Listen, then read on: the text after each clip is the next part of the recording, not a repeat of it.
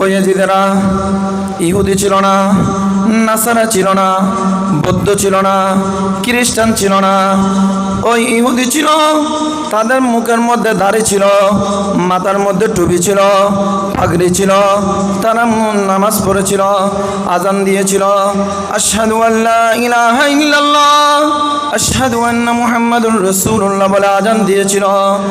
ইমাম হুসাইন রাদিয়াল্লাহু তাআলা বলতেছেন, ও ইয়াজিদেরা, তোমরা যে আজানের মধ্যে সাক্ষী দিয়েছো, ওই রসুল তো তোমাদের নানা নয়, ওই রসুল হচ্ছে আমি হুসাইনের নানা।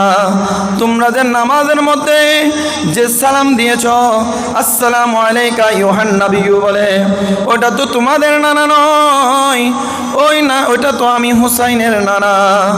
যে নানা আমাকে কুলে পিঠে করে মানুষ করেছে, যেই নানার থুতু মুবারককে আমি মধু খেয়েছি, যে নানার আমি পিঠের মধ্যে ঘোড়া বনে চড়েছি, ওই নানা আমাকে সাওয়ারি হয়ে আমাকে ঘোড়া চড়িয়েছেন।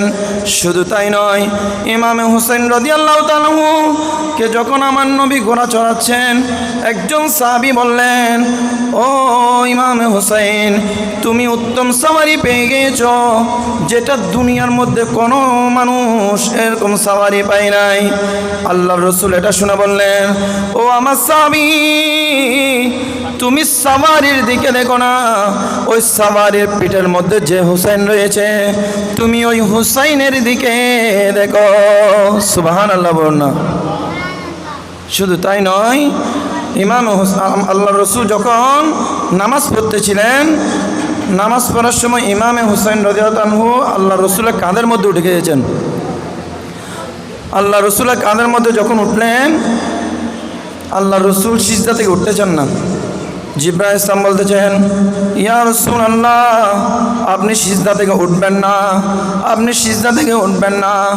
আল্লাহর রাসূল সিজদার মধ্যে সুবহানা রাব্বিয়াল আলা, সুবহানা রাব্বিয়াল আলা, সুবহানা রাব্বিয়াল আলা 3 বার নয়, 5 বার নয়, 7 বার নয়, 11 বার নয়, 21 বার নয়, 41 বার নয়, 61 বার নয়। আল্লাহর রাসূল ওই সিজদার মধ্যে 72 বার সিজদার তাসবিহ পড়েছে। সুবহানাল্লাহ বলুন। আল্লাহ রসুল ওই 72 জনের জন্য আল্লাহ রসুল ওই দিন 72 বার সিজদার তাসবিহ আদায় করে ফেলেছেন। সুবহানাল্লাহ।